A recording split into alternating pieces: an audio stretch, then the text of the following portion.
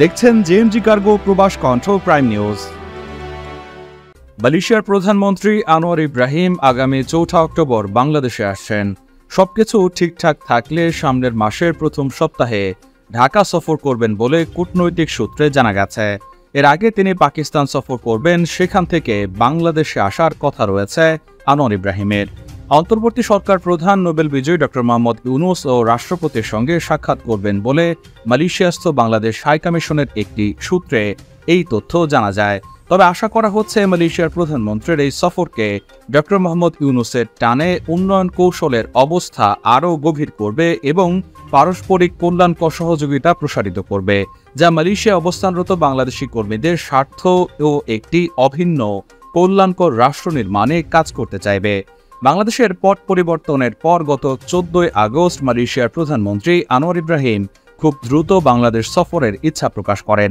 সে সময় অন্তর্বর্তী সরকারের প্রধান উপদেষ্টা ড. মোহাম্মদ ইউনূসকে মালয়েশিয়ার প্রধানমন্ত্রী ব্যক্তিগতভাবে অভিনন্দন জানাতে ফোন করে এই ইচ্ছা ব্যক্ত করেছিলেন।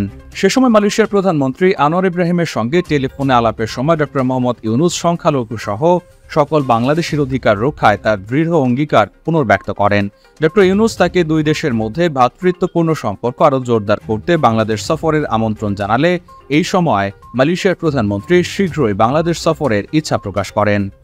মালয়েশিয়া থেকে বাংলাদেশে মালামাল পাঠাতে এখন কুয়ালালামপুরের পর জোহর বারুতে জেএমজি কার্গো অ্যান্ড লজিস্টিক্স প্রতি সপ্তাহে যাচ্ছে শিপমেন্ট, 5 থেকে 7 দিনের ডেলিভারি। মালয়েশিয়ার সব জেলায় এজেন্ট প্রদান করা হচ্ছে। পণ্য আপনার সঠিক ঠিকানায় বিশ্বস্ততার সাথে পৌঁছে দেওয়ার দায়িত্ব আমাদের। বিস্তারিত জানতে চলে আসুন জেএমজির কুয়ালালামপুর অথবা জোহর বারু অফিসে, অথবা ফোন করুন স্ক্রিনে দেওয়া নম্বরে। আনোয়ার ইব্রাহিম ড. মোহাম্মদ ইউনূসের সঙ্গে দীর্ঘদিনের সুসম্পর্ক গভীর সন্তুষ্টির সঙ্গে স্মরণ করে বলেন, মালয়েশিয়া অন্তর্বর্তী সরকারকে সর্বাত্মক সহায়তা দিতে প্রস্তুত। বাংলাদেশকে একটি সমৃদ্ধ ও সত্যিকারের গণতান্ত্রিক রাষ্ট্র হিসেবে গড়ে তোলার প্রচেষ্টায় মালয়েশিয়া বাংলাদেশের অংশীদার হতে প্রস্তুত। অধ্যাপক ড.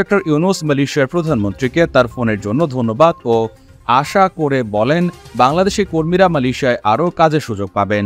এর আগে গত 10 আগস্ট প্রধানমন্ত্রী আনোয়ার ইব্রাহিম তার সামাজিক যোগাযোগ মাধ্যমে ড. মোহাম্মদ ইউনূসের একটি উষ্ণ অভিনন্দন বার্তা প্রকাশ করেন। ওই বার্তায় তিনি রবীন্দ্রনাথ ঠাকুরের অমর কবিতা চিত্ত যেথা ভয় শূন্য এর উদ্ধৃতি দিয়ে দেশের তরুণদের ভীষণ এবং অদম্য শক্তির প্রশংসা করেন। অধ্যাপক ড. মোহাম্মদ ইউনূস মালয়েশিয়ার আল বুখারি বিশ্ববিদ্যালয়ের চ্যান্সেলর। মালয়েশিয়ার প্রধানমন্ত্রী বাংলাদেশের একমাত্র নোবেল শান্তি পদক বিজয়ী অধ্যাপক ইউনূসের দীর্ঘদিনের বন্ধু এবং বাংলাদেশের একজন শুভাকাঙ্ক্ষী। উল্লেখ্য, Anwar Ibrahim Malaysian Islamic youth মুভমেন্টের সভাপতি থাকাকালীন সময় 1981 সালে বাংলাদেশ ইসলামী ছাত্র শিবিরের জাতীয় কর্মী সম্মেলনে বিশেষ অতিথি হিসেবে যোগ দিয়েছিলেন এবং ওই সময় তিনি প্রথম বাংলাদেশ সফর করেন। প্রবাস কণ্ঠ নিউজ ডেস্ক।